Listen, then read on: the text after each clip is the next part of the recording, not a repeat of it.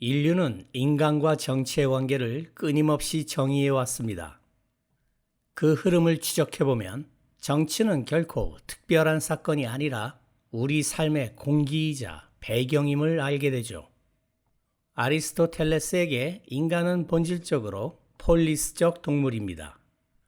그에게 정치는 공동체의 선을 빚어내는 고귀한 활동이죠.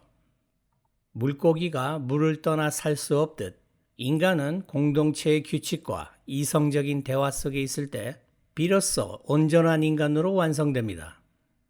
현대 정치학자 클로드 아켄은 이 범위를 일상의 모든 영역으로 확장합니다. 그에 따르면 정치적 행위는 특정 장소에 머물지 않고 모든 곳에 퍼져 있죠. 여기서 중요한 것은 행위 그 자체가 아니라 그것이 놓인 맥락입니다.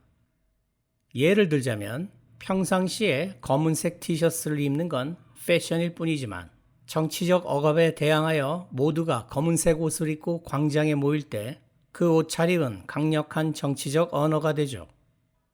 심지어 우리가 법을 묵묵히 지키며 일상을 살아가는 것조차 현존하는 권력 시스템이 무너지지 않도록 지탱하는 정치적 행위인 셈입니다. 미셸 푸코에게 정치 권력은 사회의 말단까지 뻗어있는 모세혈관과 같습니다. 우리가 아침에 일어나 규칙적으로 세수하고 정해진 시간에 출근하며 형성된 일상의 습관은 사실 정치가 설계한 눈에 보이지 않는 규율의 산물이라는 거죠. 조지 오웰은 난 정치에 관심이 없어 라고 말하는 것조차 정치적 태도라고 일갈합니다. 폭풍우 치는 바다 위에서 노를 젓지 않고 가만히 앉아 있는 것은 중립이 아니라 배가 파도에 휩쓸려가는 방향에 동조하는 결정이죠.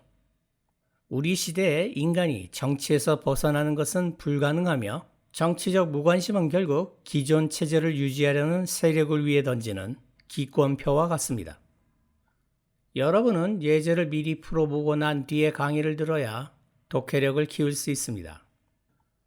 지문이 너무 길기 때문에 독해 초보자들은 이런 문제를 보자마자 좌절하기 마련입니다. 그러나 요령만 알면 생각보다 쉽고 빠르게 정답을 찾을 수 있죠. 독해 기초편에서 이미 설명했듯이 문단 나열 문제의 힌트는 접속사와 대명사입니다. 문단 A의 경우 for를 접속사로 쓸 때 왜냐하면이란 뜻으로 인과관계를 나타내죠. 뭔가 말을 하고 나서 원인을 밝힐 때 쓰는 말입니다. 따라서 문단 A는 첫 문단이 될 수 없습니다. 문단 D의 경우 to illustrate은 예를 들자면이란 뜻이므로 역시 첫 문단이 될 수 없죠. 뭔가 말을 하고 나서 그 다음에 예를 드는 것이 논리적이니까요. 그렇다면 B나 C가 첫 문단일 텐데 보기 중에 C로 시작하는 게 없습니다. 문단 B가 첫 문단이란 말이죠. 그럼 이제 C와 D의 순서만 정하면 됩니다. D는 C에서 말한 것의 예일 것이므로 정답은 2번이네요. 물론 이런 요령이 통하지 않는 지문도 드물게 출제됩니다. 그런 문제는 과감하게 건너뛰시고 나중에 시간이 남으면 그때 다시 풀어보세요. 지금은 연습이니 보기 2번 순서대로 읽어볼까요? 문단 B의 첫 문장을 봅시다.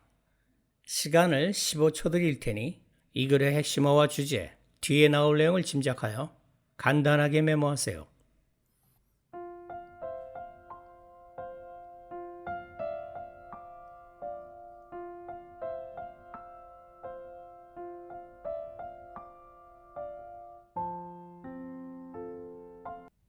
같이 봅시다. 정치적 안정을 정의하려는 시도는 시작되어야 한다. 정치의 개념과 정치적 구조를 명확하게 하는 것으로. 핵심어는 political stability. 주제는 정치적 안정의 정의. 뒤에 나올 내용은 정치적 안정이란 무엇인지 정의 내리지 않을까요? 계속 읽어봅시다. 정치적 행동은 사회의 모든 구성원에 의한 모든 행위다. 그 사회를 위한 결정을 내리는 권력 분배에 영향을 끼치는 정치의 본질이 권력 분배라는 말입니다. 누가 무엇을 어떻게, 얼마나 가질 것인가를 결정하는 모든 과정이 정치라는 거죠. 각종 세금과 규제가 대표적인 예입니다. 정치 행동은 편제되어 있다. 사회 구성원들은 정치적으로 행동하는 것이다. 사회의 법에 복종하거나 불복종함으로써 그들이 권력계층 체계를 지지하거나 약화시킨다면 정치는 국회에만 있는 것이 아니라 우리의 일상에 녹아 있다는 뜻입니다. 편제란 어디에나 널리 퍼져 있다라는 뜻이죠. 접속사 insofar as는 하는 한이란 뜻으로 조건을 나타냅니다. 법에 대한 복종은 정치적 행동을 구성한다.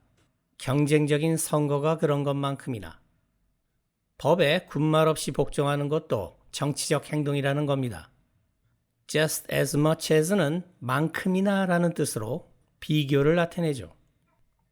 문단 A를 볼까요? 왜냐하면 의도하든 안 하든 법에 대한 복종의 결과는 권력을 지지하는 게 된다. 결정하는 사람들의 권력을 법이 무엇이 되어야 하는지, 그것이 어떻게 시행되어야 하는가에 관하여 결정하는 법이 무엇이 되어야 하는지란 법의 내용을 가리키는 말입니다. 이런 권력을 지지하는 건 돕는 것이다.